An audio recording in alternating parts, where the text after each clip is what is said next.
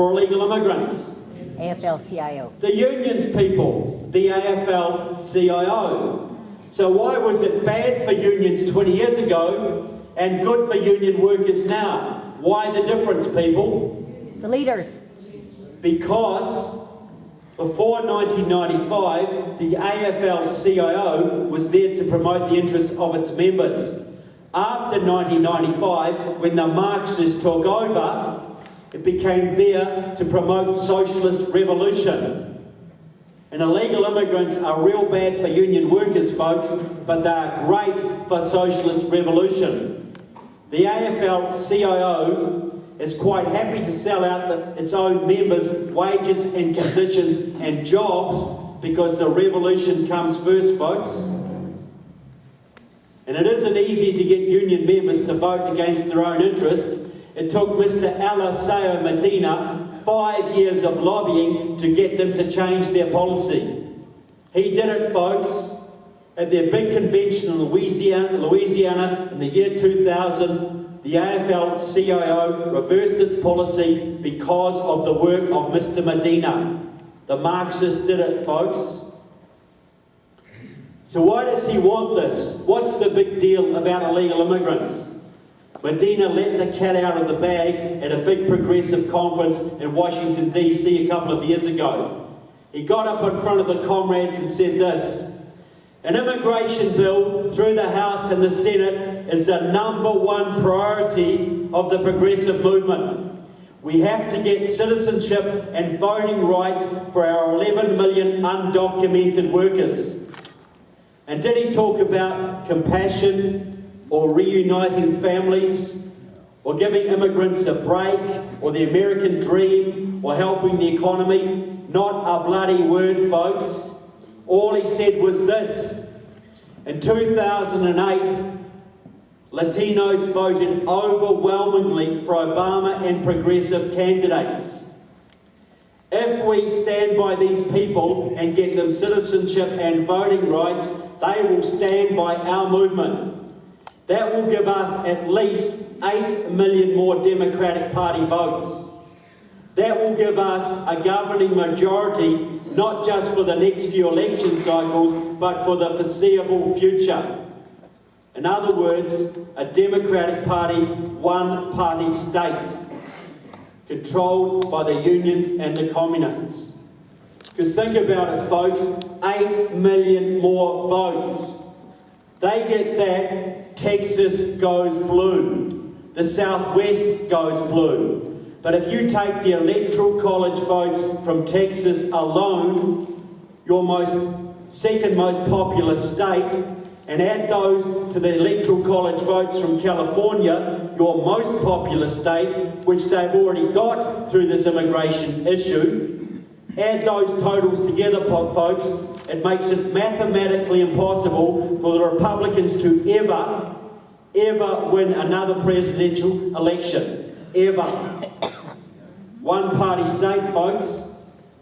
That's the end. And if you think the Democrats are arrogant now, you imagine what they'd be like with 8 million more votes in their pockets and the Republicans permanently out of office. This country won't be like France or Germany, folks. It won't just be the IRS they send after you. This country will be like Venezuela very quickly and Cuba not long after, because that is the plan. And you have Republicans telling you this is good for the GOP. They are not only betraying their own party, folks, they are betraying their country. And they need to be primaried out and taken out of office as soon as possible. No mercy.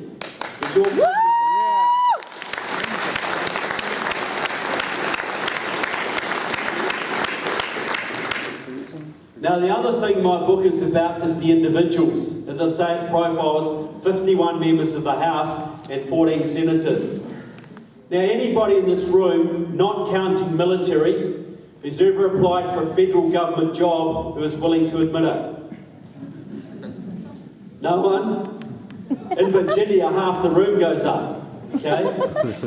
Look, I know if you apply for a federal government job in this country, you need an FBI security clearance. And they can go through your underwear drawers, folks. They go through your childhood background, your education, your foreign travel, drug habits.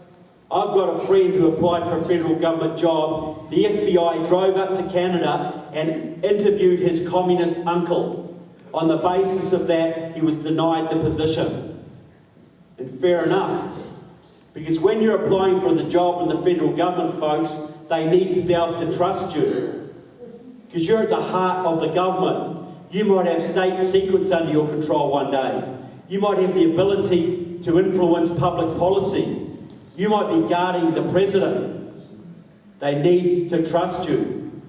But what if you're a young communist radical like Raul Grijalva or Barbara Lee or John Conyers or Eddie Bernice Johnson or Tammy Baldwin or Paddy Murray or Sheila Jackson Lee, and you have Marxist and communist friends who control the local unions and the local Democratic Party and have the ability to get you elected to Congress, where you can serve on the Science and Technology Committee, or the Armed Services Committee, or the Homeland Security Committee, or even the Intelligence Committee.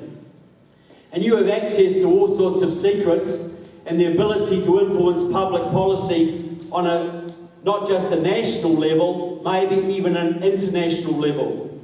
How much of an FBI security check do you need for that one, folks? None. Zero. Because the people are supposed to vet the candidates, right? And the media is supposed to help you do it, right? How's that one working out for you guys? Look, they did it with Mitt Romney, they did it with Sarah Palin. We knew that Mitt Romney allegedly beat up some young gay kid when he was 17. We knew that Sarah Palin, they went through Sarah Palin's kids' Facebook pages, folks. We knew all about her husband's allegiance to the Alaska Independence Party, as though that was some bad thing. Because you had a right to know about Sarah Palin and Mitt Romney, because they might lead your country someday.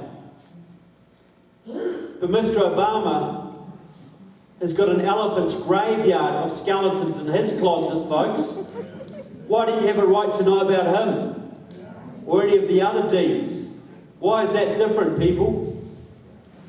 You think about it. If you were a North Korean or a Cuban or a Nicaraguan or a Venezuelan or a Chinese or an Iranian intelligence officer under huge pressure from your government to perform, and you had communist and union friends in this country who had the ability to put their sympathisers into your Congress or your Senate to get any secret you wanted and influence public policy favourable to you, would you be doing your job if you didn't take advantage of that opportunity?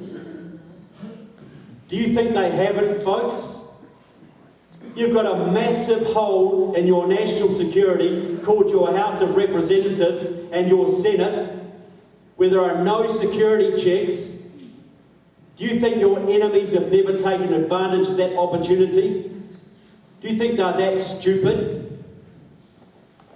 You have people like John Conyers, 50-year history with the Communist Party. Barbara Lee, not much behind that. Nancy Pelosi, very similar. Rosa DeLauro, one of your top Democrats, has an office in the headquarters of the Connecticut Communist Party, folks. Her best friend is the head of that party, Joel Fishman. Photographs in the book of them hugging. Joel Fishman is a daughter-in-law of a Soviet spy. She is the communist who is delegated by the Communist Party to liaise with the Democratic Party. You got Tammy Baldwin, freshman senator from Wisconsin, long-time member of the support network for the Colombian narco-terrorists, has moved several resolutions in the House to defund the Colombian military, who just happen to be fighting the communist guerrillas that Tammy Baldwin supports. Paddy Murray, long-time Communist Party supporter from Washington State. Bernie Sanders, long-time history with the Communist Party and Democratic Socialists of America. Endorsed by the former Soviet spy, I.F. Stone, no less. You got Danny Davis and Jan Schakowsky and Jerry Nadler, all card-carrying members of Democratic Socialists of America, a Marxist Gramsciist group while serving in your Congress. Judy Chu out of California. Looks like butter wouldn't melt in her mouth. Head of the Progressive Caucus, head of the Asia Pacific Caucus, on Obama's re-election committee.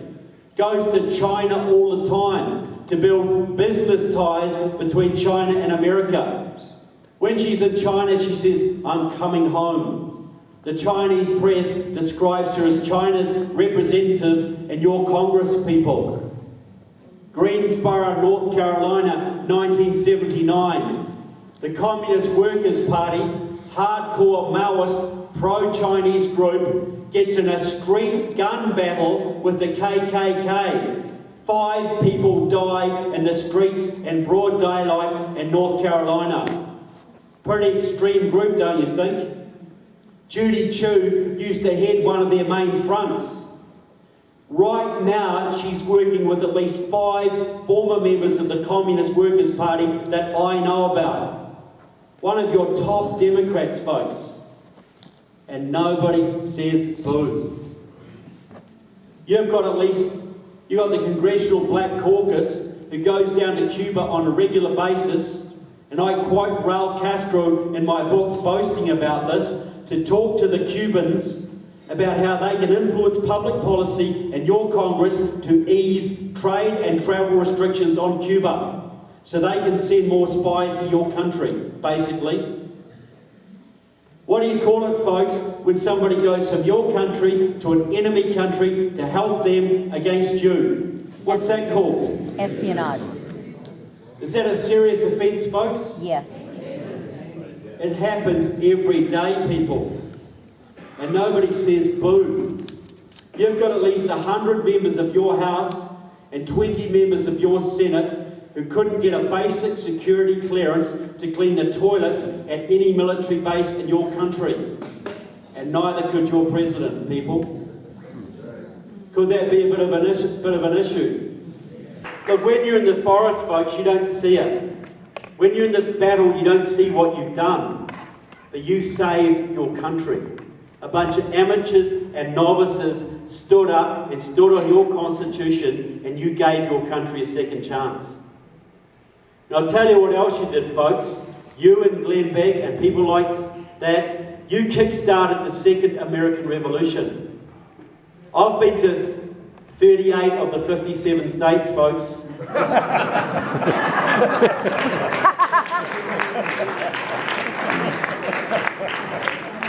I've talked to Tea Party conservative groups in all of those states, the bluest of the blue. Get out of the big cities, folks. There are millions of people like you who have rediscovered the Constitution, read the Constitution, understand what makes America different. States' rights, separation of powers, all the things that make you different. There's never been a bigger base of activists than at any time since the revolution. Huge people, absolutely huge. I never thought I'd see it in my lifetime, but it's there. You've kicked back Common Core. You've kicked back Agenda 21. You've taken over school boards, county commissions. You put steel in the spine of state legislatures all around this country. Now they're giving the finger to the federal government. Isn't that cool?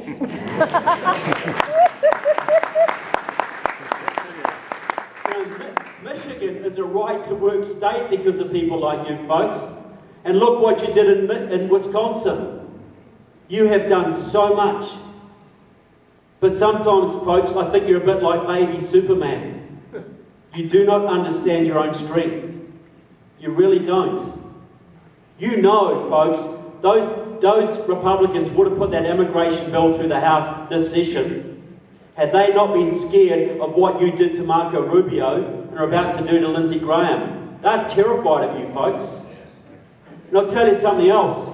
Last year, I went to a big progressive conference in Washington, D.C., Institute of Policy Studies 50th Anniversary Bash.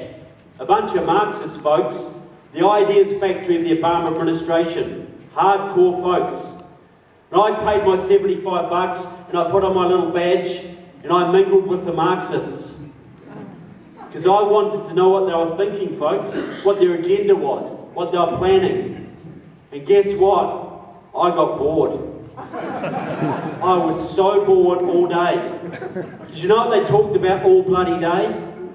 You people, Tea Party this, Tea Party that, Tea Party this, all day long.